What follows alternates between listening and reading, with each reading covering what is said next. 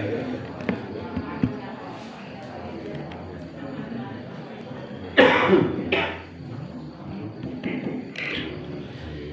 assalamualaikum warahmatullahi wabarakatuh. Waalaikumsalam warahmatullahi wabarakatuh. Alhamdulillahilladzi arsyadana ila siratim mustaqim. Asyhadu an la ilaha illallah wahdahu la syarika lah, al-malikul haqqul mubin. Wa ashhadu anna Muhammadan abduhu wa rasuluh shadiqul wa'dil amin. Allahumma salli wa sallim wa barik ala Muhammad wa ala alihi wa ashabihi wa man tabi'ahum bi ihsani ila yaumiddin, amma ba'd. Para pini sepuh, para kiai, ustadz lan ustadzah, bapak-bapak, ibu-ibu, para remaja yang insya Allah semuanya diberkahi, dirahmati oleh Allah Subhanahu wa Ta'ala. Amin. Alhamdulillah, puji lan syukur tansah kula lan panjenengan sedaya unjukaken ing ngarsanipun Allah Subhanahu wa Ta'ala. Alhamdulillah, Allah tasih paring dhateng kita sedaya kesehatan, nikmat sehat, nikmat iman lan Islam. Kemudian juga mudah-mudahan sholawat serta salam senantiasa tercurah kepada junjungan kita Nabiullah Muhammad sallallahu alaihi wasallam. Demikian juga para sahabatnya dan juga seluruh umatnya. Bapak Ibu ingkang dipun mulyakaken dening Allah Subhanahu wa Ta'ala, niki dalem nyuwun pangapunten belum sempat menulis. Nah, gitu. Tentu saya tidak membawa lembaran atau Bapak Ibu sekalian. Mudah-mudahan mulai minggu depan insya Allah saya sudah bisa menulis kembali. Bapak Ibu yang dirahmati oleh Allah, yang saat ini kita masih dalam suasana Syawal, dalam suasana Idul Fitri.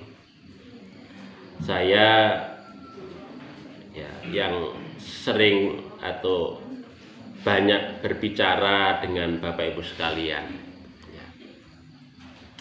maka saya memohon maaf kepada panjenengan sedaya, karena biasanya orang yang banyak berbicara itu biasanya banyak salahnya. Oleh sebab itu, itulah keterbatasan adab saya, keterbatasan sopan santun saya, keterbatasan segala hal ehwal terkait dengan saya. Oleh sebab itu maka ketika ada hal-hal yang kurang berkenan Bapak Ibu sekalian, selama saya berinteraksi dengan panjenengan sedaya, saya mohon maaf dan mudah-mudahan kita semua amal ibadah kita semua selama bulan Ramadan, termasuk kajian kita yang kita selenggarakan ini, itu dicatat oleh Allah Subhanahu wa Ta'ala sebagai amal soleh kita. Amin. Allahu minna wa minkum. Amin. Amin. Bapak Ibu yang dirahmati oleh Allah Subhanahu wa Ta'ala, terus sing jenengane Idul Fitri menika nggih. Idul Fitri itu kan Id itu artinya dari kata ada, yaitu kembali, mudik, kembali ataupun mudik. Jadi sejatinipun tiap tahun Allah menyelenggarakan satu event, satu ihtifal, satu perayaan yang itu diserukan kepada kita semua untuk mengingatkan jati diri kita sebagai umat manusia untuk senantiasa ingat akan kembali, mengingatkan akan kita kembali. Dalam konteks Idul Fitri tentu kembali kepada kefitrian, kefitrohan, sebagai kita sebagai umat manusia. Terus mudik menika nggih merupakan satu sunatullah. Makanya wajar kalau kemudian sebelum lebaran itu banyak orang yang berduyun-duyun mudik, karena itu panggilan hati nurani. Ya, mengingatkan tanah kelahiran, mengingatkan tempat tinggalnya orang itu mudik kembali. Ya, itu. Ya, sama halnya dengan Idul Fitri. Idul Fitri itu kan mengingatkan kita akan kefitrohan kita. Terus fitrah menika Bapak Ibu sekalian ada dua hal. Fitrah maknanipun kesucian. Yang kedua adalah fitrah maknanipun adalah asal penciptaan kita sebagai manusia. Ingkang sepindah fitrah sebagai makna kesucian. Menika ada salah satu setunggalipun hadis yang diriwayatkan oleh sahabat Abu Hurairah. Rasulullah menika ngendika, kullu mauludin yuladu 'alal fitrah. Setiap orang yang dilahirkan itu dalam keadaan fitrah. Siapa saja kita itu, selagi disebut sebagai manusia ketika lahir menika dalam keadaan fitrah. Siapa saja. Apakah kita itu sebagai orang Jawa, orang Sumatera, Kalimantan, apakah kita itu sebagai orang Islam, Nasrani, Yahudi. Ya. Ketika kita lahir fitrah, dalam keadaan fitrah. Hanya saja proses waktu ketika kita hidup di dunia yang suci, yang bersih, kayak lembaran kertas putih yang belum ada tulisannya menika, itu menjadi kotor karena proses kehidupan dari semenjak lahir ketika kita meninggal dunia. Oleh sebab itu maka Allah Subhanahu wa taala mengingatkan kita akan kefitrian kita. Manusia itu sesungguhnya adalah dalam keadaan fitrah. Hanya tergantung kepada keadaan, situasi, amal, perilaku, dosa ataupun ketaatan kita kepada Allah, itulah yang kemudian akan menghiasi lembaran ngeten niki, lembaran hidup kita menika. Nah itu lembaran. Tergantung kita yang menuliskannya itu mau digambar kayak apa lembaran menika. Apakah saya enak dipandang, itu kan? Ataukah sebaliknya lembaran itu akan sangat buruk yang kemudian dilihat saja itu tidak menyenangkan. Itu. Ini tergantung kepada kita sebagai manusia. Dan peran di dalam menggambar diri kita niku banyak sekali. Maka dalam hadis menika disebutkan fa'abawahu yuhawidanihi au yunasironihi au yumajisanihi. Nah, menika tergantung kepada kedua orang tuanya. Nah, tergantung kepada kedua orang tuanya. Maksudnya menika orang tua di sini adalah bisa orang tua biologis, orang tua kita yang karena kita dilahirkan dari orang tua yang umpamanya Nasrani, Yahudi, maka secara otomatis kita akan ikut orang Yahudi, Nasrani.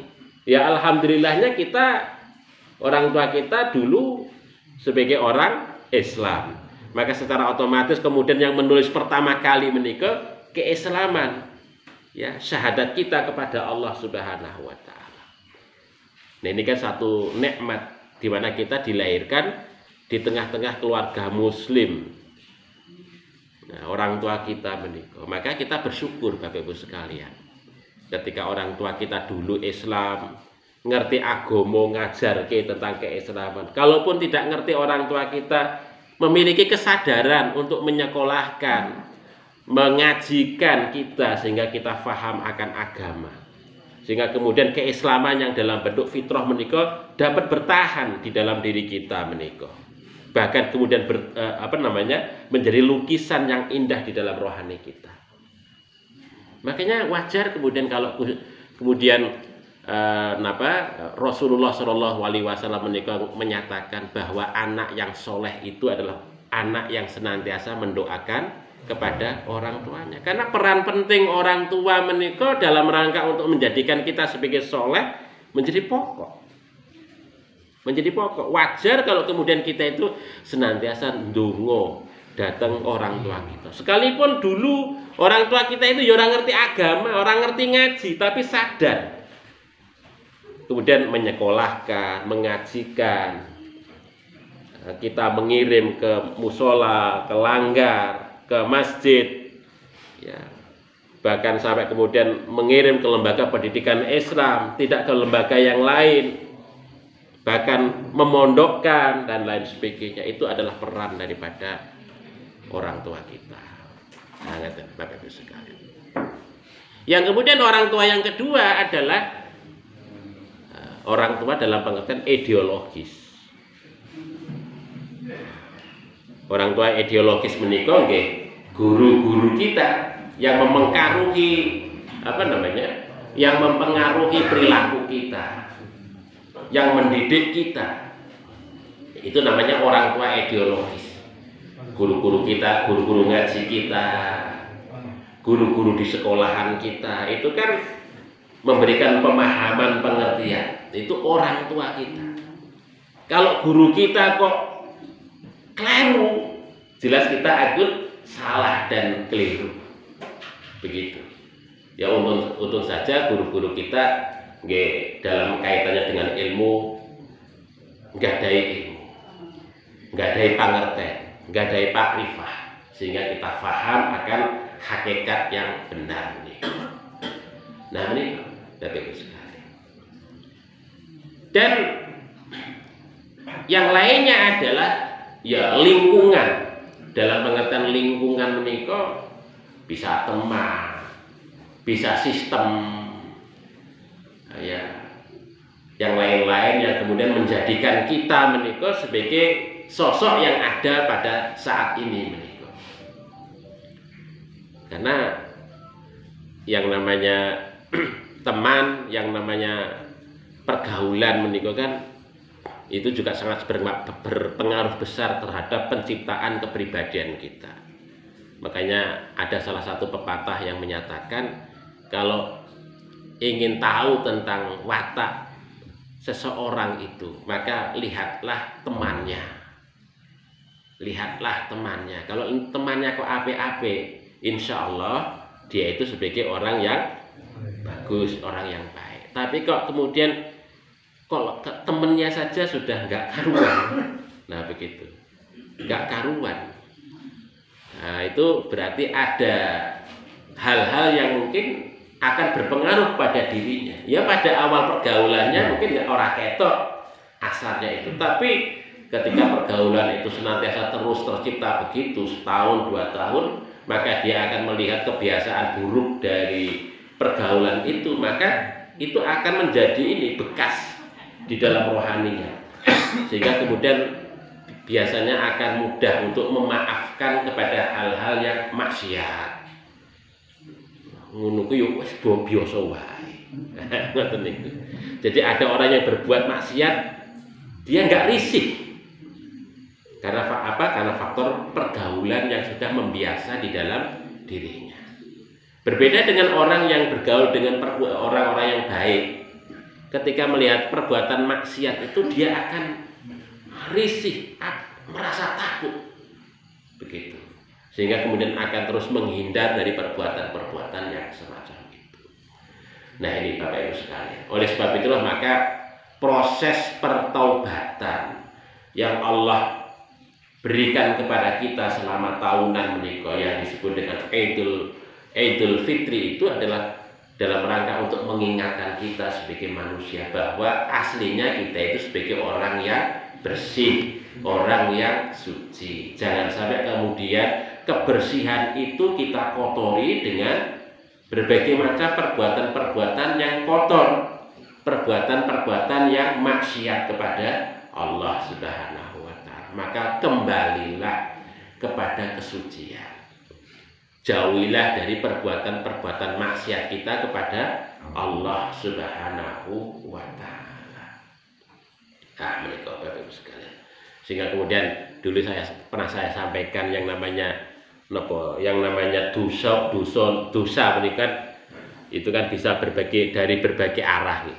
Dari tangan, dari kaki, dari telinga, dari wajah kita, dari mulut kita, dari hati kita, dari perut kita. Nah, itu semuanya bisa menempel karat-karat dosa. Itu kan. Nah, inilah yang perlu kita bersihkan Bapak Ibu sekalian. Kita kembali kepada fitrah. Ya, karat-karat dosa yang ada di tangan kita itu ya ora ketok. Ngeten iki nggih mboten kelihatan. Tetapi rohani kita itu sadar, ngerti. Tangan kita itu dulu itu pernah kita gunakan untuk apa itu ngerti kok rohani kita menika. Ya, mata kita itu. Ya rakyat karatnya itu enggak kelihatan. Tapi kita sadar rohani kita itu mata kita gunakan untuk memandang apa itu ya. Kita ngerti, sadar. Kaki kita nggih mboten kelihatan karatipun, karat dosa. Ya, tapi rohani kita itu sadar. Kaki kita itu sering kita gunakan melangkah kemana. Nah, itu sadar kita. Oleh sebab itu maka tiap tahun menika Allah mengingatkan kita untuk kita diajak kembali kepada kefitrahan kita sebagai manusia. Kemudian yang kedua, maknanipun fitrah menika adalah asal kejadian. Asal kejadian. Maksudipun bahwa kita sebagai manusia diingatkan oleh Allah. Asal kita itu dari mana? Sangkan parang. Sangkan. Artosipun sangkan itu dari mana? Mula bukanipun, asalipun, kejadianipun. Nah, menika diingatkan oleh Allah Subhanahu wa taala. Kalau di dalam ayat Al-Qur'an Allah mengingatkan kalau dulu manusia itu berasal dari tanah, saripati tanah. Asal mulanya. Kemudian diterangkan dalam ayat yang lain, setelah itu kemudian manusia itu berasal dari air yang hina, menjijikkan, mimma'im mahin, dari air yang menjijikkan. Itu secara fisiknya ngoten. Secara fisiknya, tetapi di dalam diri manusia itu ada yang disebut dengan ruh. Gusti Allah itu nyebut wa nafakha mir ruhihi. Allah Subhanahu wa taala meniupkan ruhnya. Kemana? Ke jasad kita sebagai manusia. Maka kalau kita merujuk di dalam surat Al-A'raf ayat 172,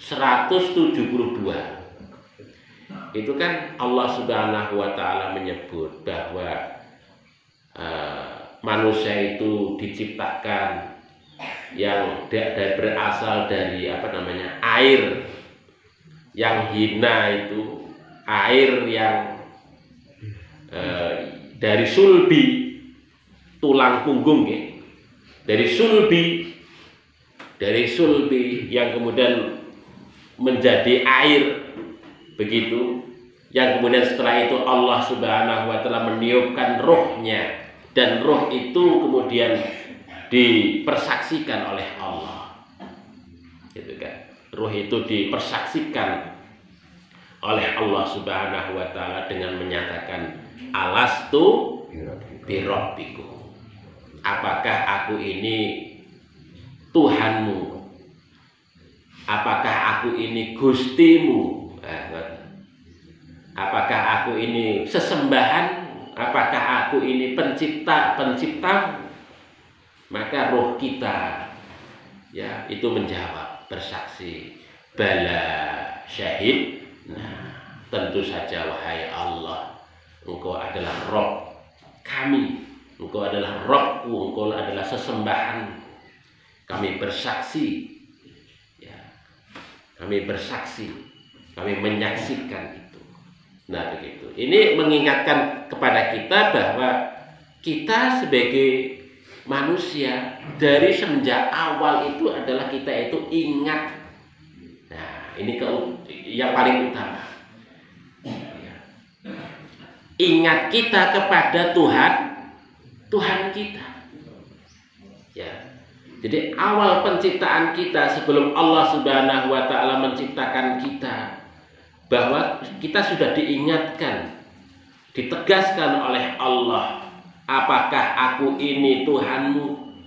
Ruh kita menjawab, tentu hai Allah, Engkau adalah Tuhan kami. Kami bersaksi bahwasanya Engkau adalah Tuhan kami. Artinya bahwa kembali kepada fitrah itu adalah kita sebagai manusia mengembalikan ingatan kita, mengembalikan rohani kita, untuk kita senantiasa ingat kepada Allah Subhanahu wa taala sebagai sesembahan kita.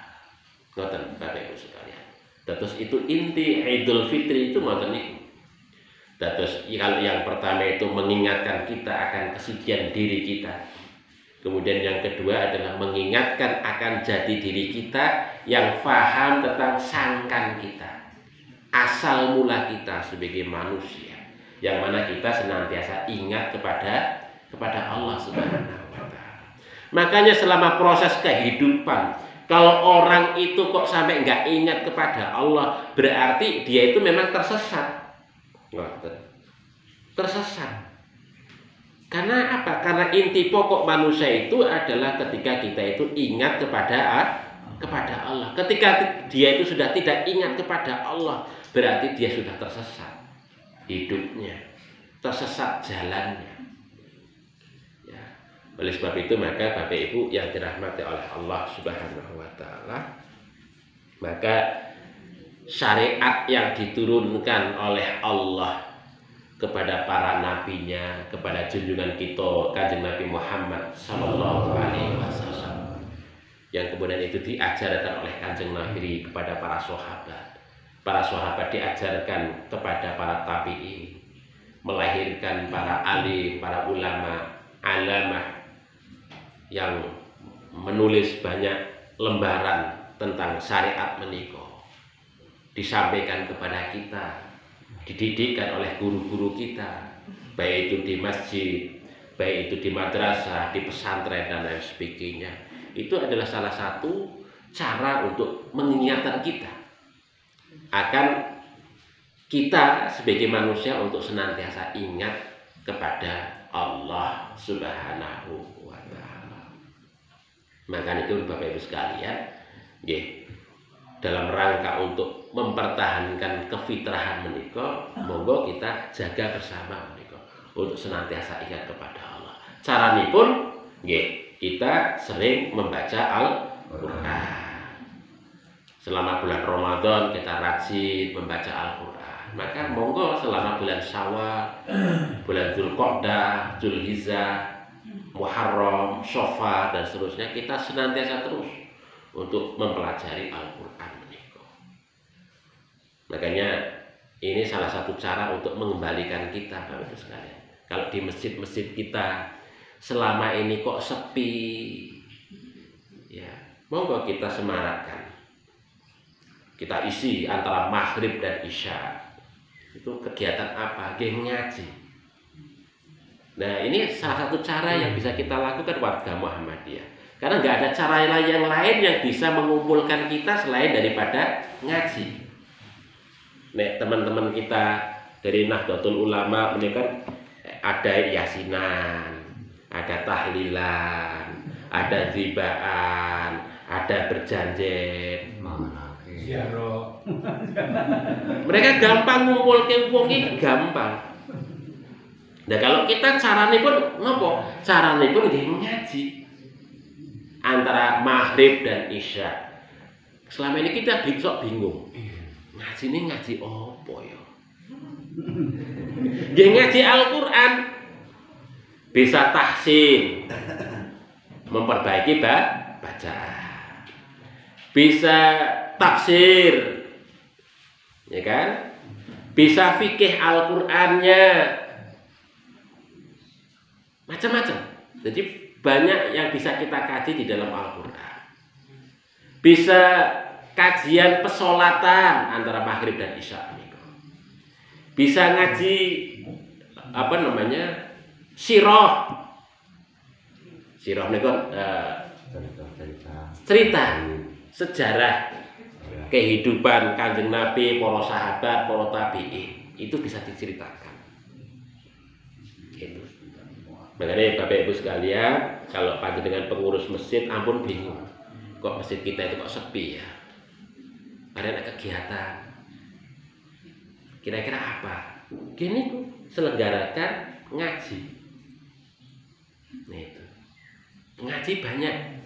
Ya umpamanya kok ngaji, kalau dilihat lingkungan jamaahnya, ngajinya kok belum banyak yang bisa. Tahsin. Kita selenggarakan tahsin.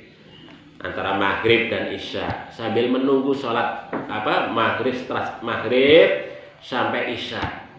Ini kan waktu sekitar 1 jam atau kurang lah.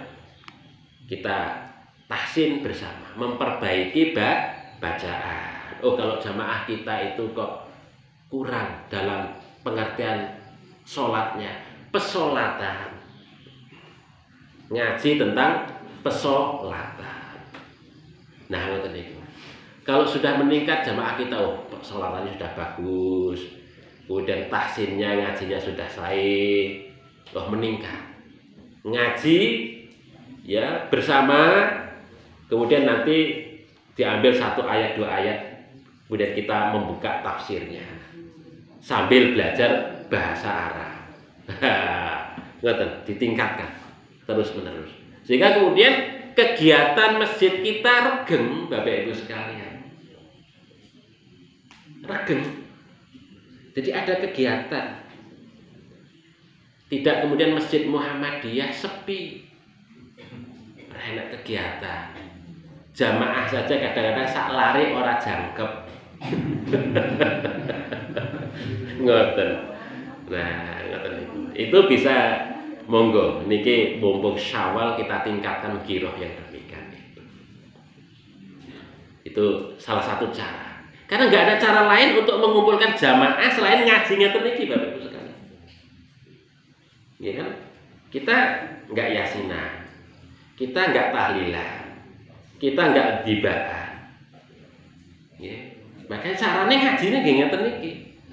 Habis antara maghrib dan isya itu mengisi jamaah. Bagaimana masjid itu, pada saat maghrib wonten jamaahipun, pada saat isya wonten jamaahipun. Antara maghrib dan isya diisi ngaji. Kalau asar kok sepi, orang ada kegiatan. Itu enten caranipun, itu remaja umpamanya. Saya sering ngomong itu, mbok kegiatan tapak suci, kegiatan remaja niko. Itu kalau diselenggarakan sebelum asar, tapi ngumpulnya manjing ngasar. Manjing ngasar. Tujuannya apa? Jamaah sholat asar wonten masjid. Setelah itu diselenggarakan kegiatan tapak suci. Jadi pas ngasar masjid itu terisi dengan kegiatan sholat jamaah. Setelah asar ada kegiatan anak-anak mau tapak suci, atau tadi kalau kepala sekolah SMP sinten Pak? Nggih, niku ngendika ada kegiatan, ada kegiatan memanah. Wah, itu diselenggarakan pada saat menjelang asar itu. Pada saat asar kita sholat jamaah bersama. Baru setelah itu yang ngelatih itu baru kegiatan memanah, kegiatan tapak suci, sehingga kemudian masjid itu terisi. Itu salah satu strategi untuk kemudian mengisi masjid kita. masjid kita itu ada kegiatan terus. Itu makmur. Caranipun ngoten niku Bapak Ibu sekalian. Nah, itu. Terus kita nggak perlu bingung caranipun ngisi masjid kita kok nggak regen gimana. Caranipun ngoten niku. Banyak strategi, banyak kegiatan. Makanya kayak tapak suci itu dibuka jangan hanya terbatas anak-anak yang sekolah saja. Tapi masyarakat umum, remaja dan lain sebagainya siapa saja bisa ikut. Wah, tapi apa? Yaitu pada saat menjelang ngasar, asaran dulu wonten masjid bersama-sama yang ngimami pelatihnya. Keren nih kan. Setelah itu baru pelatih tapak suci ataupun yang lain. Begitu. Itu salah sebenarnya cara untuk meregangkan, meramaikan masjid kita. Dan ini Bapak Ibu sekalian, kan kita di Samba ini mulai tahun menika sudah pembukaan pondok pesantren. Ini monggo Bapak Ibu sekalian, ini kita ramaikan. Nah, kita sebagai para pini sepuh ini sebagai asabiqunal awwalun. Ya kita monggo kita sengkuyung bersama.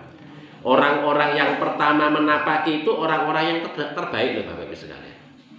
Yang namanya asabiqunal awwalun, orang-orang yang pertama menikah adalah orang-orang yang terbaik. Makanya saya optimis, saya yakin saya itu mendaftarkan putra saya ke sini ke pondok pesantren Muhammadiyah Samba menikah karena asabiqunal awwalun. Yang pertama. Nah, yang pertama. Karena pengalaman, saya itu mengalami begitu. Mengalami begitu. Pada saat dulu saya itu di MAPK, itu di Ma'ad, di pondok. Itu juga yang pertama, Bapak Ibu sekalian. Dulu belum ada asramanya. Tinggalnya apa? Di kelas. Wonten kelas. Tinggalnya di kelas. Jadi hidup satu kelas, uyel-uyelan niku ditoto apa namanya pakai dipan. Satu kelas, wonten kelas. Tetapi orang-orang yang tahun pertama, kedua, ketiga menika justru itulah orang-orang yang berhasil. Teman-teman saya itu rata-rata, ya alhamdulillah menika pendidikannya bagus-bagus. Sekarang itu memiliki jabatan bagus-bagus. Baik di Kemenak Pusat, di pengadilan, di macam-macam menika. Menyebar ke seluruh Indonesia. Itu satu kelas saya itu. Ada yang juga yang memimpin pondok pesantren nggih wonten. Jadi asabiqunal awwalun karena motivasi yang orang yang pertama, pengasuhnya juga pasti sungguh-sungguh. Pengasuhnya itu pasti sungguh karena pertama. Kalau pengasuh yang pertama itu pasti hati-hati, sungguh. Apalagi kita di Ponpes Muhammadiyah Samba menika sudah ada pengasuhnya. Ya, sudah ada pengasuhnya. Dan insya Allah kualifikasinya bagus, Bapak Ibu sekalian.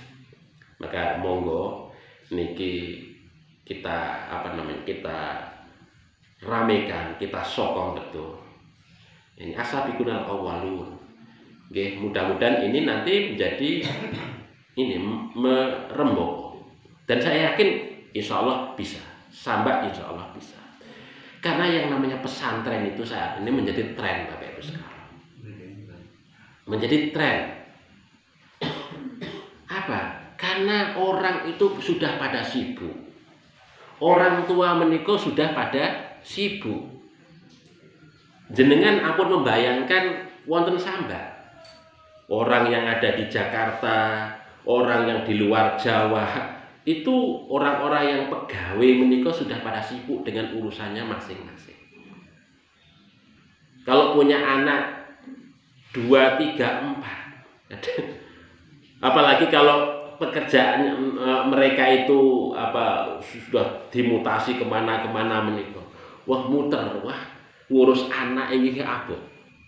Yang dipikir itu apa mereka itu? Pesantren. Nggak ada tempat yang lain yang lebih baik kecuali pesantren. Karena pesantren terawasi 24 jam. Kalau kita saja sebagai orang tua, umpamanya cuman berapa sih sehari itu ketemu anak? Dari pagi sampai sore, sudah di tempat pekerjaan kita masing-masing. Kita sudah nggak ketemu anak-anak, entah kemana begitu, kita nggak ngerti. Tahu-tahu nanti anak sore sebentar habis asar, setelah itu entah kemana lagi anak itu. Kita nggak tahu kadang-kadang. Baru-baru tahu anak-anak ke rumah lagi habis isya entah kemana, dari mana. Kalau di pesantren boten-boten Bapak Ibu sekalian. Maka insya Allah pendidikan pesantren niku adalah pendidikan yang terpola, tersistem. Adab niku terpola dan tersistem. Insya Allah. Dan alhamdulillah niki teman-teman SMP kita semangat. Disokong nanti pengasuh juga semangat. Insya Allah ini menjadi menjadi sunnah yang baik, awal yang baik. Makanya ampun ragu Bapak Ibu sekalian, ampun ragu terkait dengan keberadaan pesantren kita. Walaupun kita masih memulai, tapi kita optimis. Insya Allah kita berhasil. Dan pengalaman saya itu dulu juga awal-awal ketika di MAP Karniko. Pengasuh saya itu cuma setunggal yang ini luar biasa. Cuma satu orang pengasuh, tapi bisa menangani sampai 40 orang, bahkan 2 kelas menikah sampai dikalikan 2, sekitar 70 orang. Awal-awal itu masih 1 orang, tapi terus diasuh dengan 1 orang itu bisa mengubah perilaku santri, adab santri itu begitu luar biasa.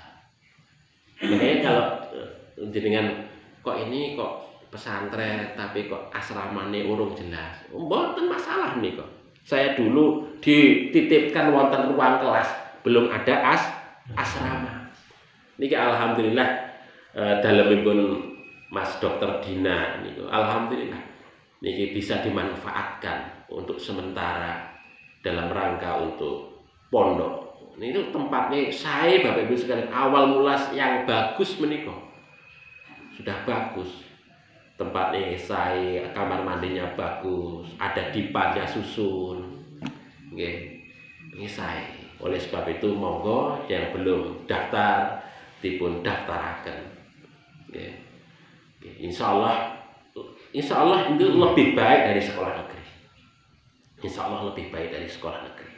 Coba nanti prestasinya, jika kita lihat nanti prestasinya bisa ditandingkan, terutama kemampuan bahasanya bisa ditandingkan. Saya yakin itu dari yang sekolah yang biasa. Karena kalau di asrama menikah Bapak Ibu sekalian itu pembinaan bahasa intensif, ngomong dipaksa, kedah pakai umpamanya. Ya kalau awal-awal oke lah, selama 3 bulan isi di kayak mufrodat, bahasa Arab, bahasa Inggris niku kan ngapalke nanti selama 3 bulan itu. Setelah itu nanti anak-anak dipaksa mulai untuk belajar bahasa, mengucapkan, melafalkan, ditakoni, ngomong dengan gurunya, dengan ustadznya pakai bahasa Arab, bahasa Inggris. Wah, ini kan luar biasa. Tahfidnya insya Allah terjaga, hafalan Al-Qur'annya. Kalau kalau di brosur itu kan minimal hafal 3 juz. Nanti anak-anak itu yang di pesantren, 3 juz itu paling nggak sampai 1 tahun, Bapak Ibu sekalian. Cepat sekali, anak pesantren cepat sekali. Itu karena berkah Allah mungkin. Berkah Allah. Beda kalau di rumah Bapak Ibu sekalian. Di rumah ngaji nanti sudah tergoda dengan televisi, tergoda dengan gadget, hilang kabeh. Kalau di pesantren kan boten dipegangi gadget, nggak delok TV. Wah, cepet sekali ngajinya itu. 3 juz itu nggak lama nih kok. Kecil.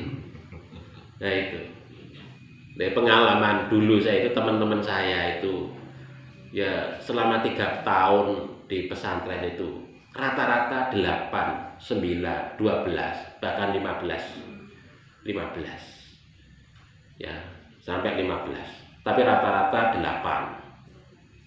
Itu nyantai niku setoran niku tiap minggu sekali setoran kali Ustadz niku. Yang lainnya itu murojaah dan lain sebagainya, itu ngapa sangat cepat sekali. Ya apa namanya, ya nggak ngerti juga itu. Ya karena temennya ngaji, yang lainnya kan nggak otomatis dia mau nggak ngaji kan yoriku. Temennya iso ngapal ke lancar, dia nggak iso lancar isin. Setoran menika wis padha ndedeg gitu. Tapi lancar kabeh. Niki berapa surat? Bisa setoran berapa surat? 3 surat, 4 surat setoran. Cepat sekali. Nah niku kalau di rumah mboten saged Bapak Ibu sekalian. Wong di rumah itu ada TV. Nah, susah. Mbok kon ngapale. Oh ya berat banget. 1 tahun, walah berat. Abot. Wah kalau di pesantren lebih makin dibuktikan nggih.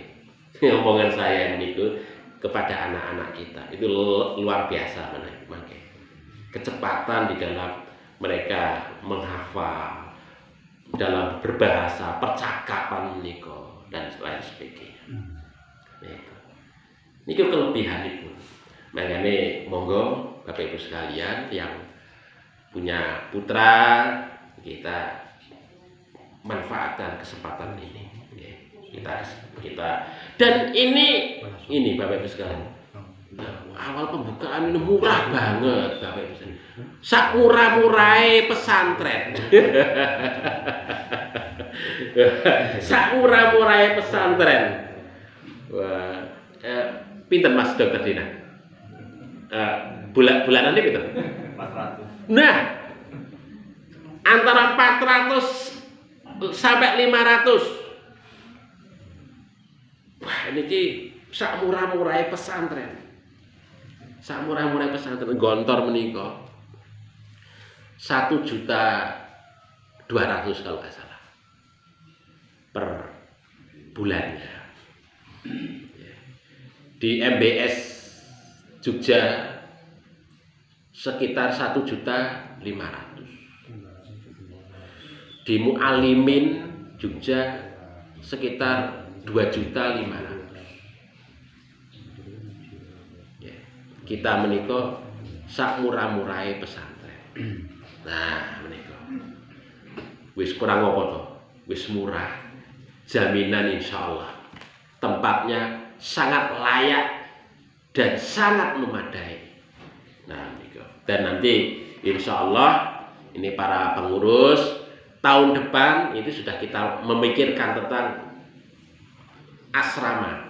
Kita mau cari apakah nanti sementara ngontrak dulu atau kita bangun, kita sudah mulai mikir. Karena kalau tahun depan sudah 2 kelas paling tidak. Itu. Oleh sebab itu monggo Bapak Ibu sekalian, ini mumpung kesempatan bagi kita bersama. Dan ya mudah-mudahan dengan begitu ya sambat atau mangkoro menika suatu saat itu menjadi apa, desa santri ataupun kampung santri. Wah, itu mungkin kalau saat ini mboten terbayangkan Bapak. Apakah mungkin? Ya mungkin. Mungkin Bapak Ibu sekalian. Mungkin. Nah, begitu. Mungkin. Makanya ini menjadi asal amal. Panjenengan sedaya mangke kalau sudah sowan ing ngaranipun Gusti Allah, ndelok saking barzah menika. Waduh. Kayak apa? Sambat asarku dulu gitu. Bekas ya. Oh, ternyata jadi santri. Jadi ibaratnya pun kayak sentir itu, kalau awalnya itu kayak sentir kecil, lama-lama kayak memekar. Cahayanya itu semakin besar. Ya itu ketok kelihatan asal kita. Makanya monggo kita saling berkontribusi, saling menguatkan. Kontribusi panjenengan sedaya nggih menika nggadahi putra, monggo kita masukkan. Ya, atau yang lainnya yang tidak punya putra bisa kontribusi dengan yang lain nanti dalam rangka untuk peningkatan kapasitas, membangun asrama dan lain sebagainya. Itu menjadi asar kita bersama. Menjadi asar kita bersama dalam rangka untuk membangun masa depan. Bukan sekedar masa depan kita, tapi masa depan anak-anak kita, anak cucu kita, generasi cicit kita yang akan datang. Nah, begitu. Termasuk juga membangunkan rumah-rumah untuk anak cucu kita nanti wonten surga. Carane pun nggih ngoten niku. Ketika kita open kali lembaga pendidikan Islam, pesantren kita openi, itu salah satu juga dalam rangka untuk membangunkan rumah-rumah mereka itu oleh kita wonten surga. Begitu. Karena salah satu cara karena memberikan jalan yang baik, menjadi jalan yang baik itu insya Allah mereka akan ikut kepada kebaikan. Ketika kita insya Allah masuk surga, mereka juga akan ikut masuk surga. Sehingga kemudian kita nanti bertemu sebagai keluarga. Buyut, putu, cangga, udeg-udeg apa namanya ning kantung sur. Ketemu kabeh wonten surganipun Gusti Allah menika. Kenapa? Ini melalui lembaga pendidikan yang kita rintis bersama. Itu menjadi wasilah jalan kita untuk menuju surganipun Gusti Allah. Ngoten Bapak Ibu sekalian. Monggo kita kita saling berbagi ngoten niku Bapak Ibu sekalian. Mungkin begitu yang perlu saya sampaikan, dan sekali lagi saya mohon maaf belum membuat tulisan Bapak Ibu sekalian nggih, sekali lagi. Nggih mugi-mugi kita sedaya ibadah Ramadan kita terus kemudian menjadi Syawal meningkat nggih. Memotivasi spiritual kita meningkat nggih. Termasuk ketakwaan kita meningkat dan lain sebagainya meningkat. Nggih, sehingga kemudian itu menjadi jalan kebaikan kita bersama. Mungkin begitu, ada kekurangan mohon maaf. Subhanakallahumma rabbana wa bihamdika asyhadu an la ilaha illa anta astaghfiruka wa atubu ilaik. Assalamualaikum warahmatullahi wabarakatuh.